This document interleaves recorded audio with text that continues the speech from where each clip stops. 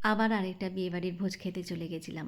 এইবারের বিয়েবাড়িটা আমাদের বাড়ির একদমই কাছে ছিল। বাড়ির কাছে হলেই যেতে যেন দেরি হয়ে যায়, এই জন্য যেতে অনেকটাই রাত হয়ে গেছে। ভেবেছিলাম একটা শাড়ি পরে সুন্দর সেজে গুজে যাব, কিন্তু রাত হয়ে যাওয়ার জন্য আর শাড়ি পরাটা আর হলো না। আমরা যাওয়ার সঙ্গে সঙ্গে বরের সাথে দেখা হয়ে গেছে, তো আমাদের বর দেখাও হয়ে গেল। তারপরে দেখুন গেটটা কত সুন্দর করে সাজিয়েছে আর খুব সুন্দর ডেকোরেশন ছিল। আর হলটাও কিন্তু অনেক বড় আর অনেক স্পেসিয়াস ছিল, দেখুন কতটা জায়গা জুড়ে আছে। এদিকে আমি বউ দেখতে চলে গেছি। বউকে দেখুন কত সুন্দর লাগছে, কত গয়নাকাঠি পরেছে, খুব সুন্দর লাগছিল আর খুবই মিষ্টি লাগছিল। বিনায়ক কোনো জায়গায় গেলেই বাবার সাথে একদম চিপকে বসে থাকে, ও ওখান থেকে নড়বেই না। তো দেখলাম যেহেতু বর চলে আসছে, বউ অন্য জায়গায় দাঁড়িয়েছিল, এই সুযোগে আমি বউয়ের সিংহাসনে বসে কিছু ভিডিও তুলে নিয়েছিলাম। ওহ, কি ভালো লাগে এটা, মানে যখনই আমি যাই তখনই এই কাজটা করি। এবার ভাবলাম বউয়ের গয়নাকাটিগুলো তো ভালো করে দেখা হয়নি, এই জন্য আবারও বউয়ের গয়নাকাটিগুলো একটু ভালো করে দেখে নিলাম যে কি কি গয়নাকাটি পরেছে আর কীরকম স্টাইলের পরেছে। আর এইদিকে দেখুন বিনায়ক এদিকে ওদিকে একা একা ঘোরাঘুরি করছে, তো এই জন্য আমরা তাড়াতাড়ি করে খেতে বসে পড়বো। আর যেহেতু রাতও অনেকটা হয়ে গেছে, অনেক স্টার্টার ছিল কিন্তু আমরা কিছুই খাইনি, যেহেতু অনেকটা রাত হয়ে গেছে, আর সেই জন্য একেবারে ডিনারটাই করে নেব। এই জন্য সরাসরি আমরা ডিনারের কাউন্টারে চলে গেছি। স্টার্টারে দিয়েছে হচ্ছে পনির পাসিন্দা আর তার সাথে একটা গ্রিন চাটনি। সত্যি বলছি পনির পাসিন্দাটা এত সুন্দর আর এত টেস্টি হয়েছিল কি বলবো, আর স্যালাদ আর চাটনির সাথে খেতে তো অসাধারণ লাগছিল। দুটো পনিরের মাঝখানে একটুখানি মশলা দিয়ে দেয় আর এটাকে ফ্রাই করে নেয়। তারপরে দিয়েছে ভেটকি মাছের পাতুরি, লাউ পাতায় মোড়া। এই প্রথম আমি দেখছি ভেটকি মাছের পাতুরি লাউ পাতা দিয়ে করেছে।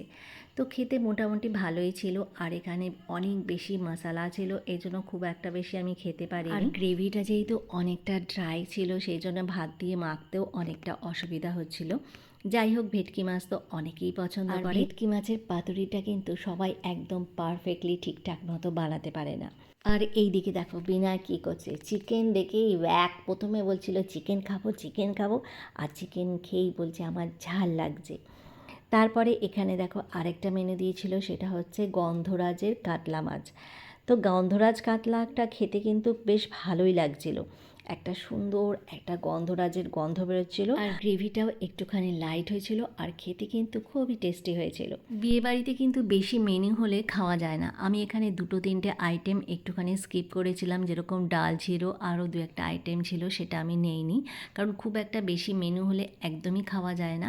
তারপরে দিয়েছিল দেখো ফ্রাইড রাইস আর হচ্ছে চিকেন কষা। ফ্রাইড রাইস আর চিকেন কষাটা কিন্তু খুবই ভালো হয়েছে, তো আমার খাওয়াটা প্রায় অনেকটা কমপ্লিট হয়ে গেছে। আর শেষ পাতে দিয়েছিল পাঁপড়, চাটনি আর মিষ্টি।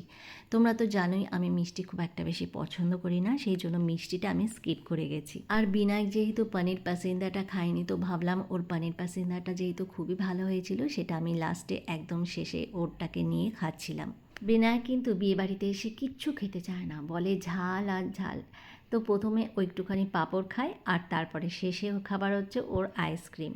দেখো এখন বসে বসে আইসক্রিম খাওয়া দাওয়া কমপ্লিট হয়ে গেছে, কিন্তু এখনও বিয়ে স্টার্ট হয়নি, তো ভাবলাম অনেকটা রাত হয়ে যাবে, তাই জন্য আমাদের বাড়ি চলে যেতে হবে। অন্য দিনের চেয়ে আজকে ওয়েদারটা কিন্তু খুবই ভালো ছিল, বেশ সুন্দর সুন্দর ঠান্ডা ঠান্ডা হাওয়া দিচ্ছিল, এই জন্য অনেকটা কমফোর্ট ফিল হচ্ছিল। যাই হোক, বিনায়ক এখন দেখো আইসক্রিম নিয়ে চললো, ও আইসক্রিম খেতে খেতে বাড়ি যাবে। এখন বাবার পিছে পিছে রওনা দিয়েছে। এই দেখো এখানে বিয়ের আয়োজন হচ্ছে, এখন রাত 10:30 বা 11:15 বাজে, এখনও বিয়ে স্টার্ট হয়নি, তার মানে বিয়ে শুরু হতে হতে প্রায় 11:30 বেজে যাবে।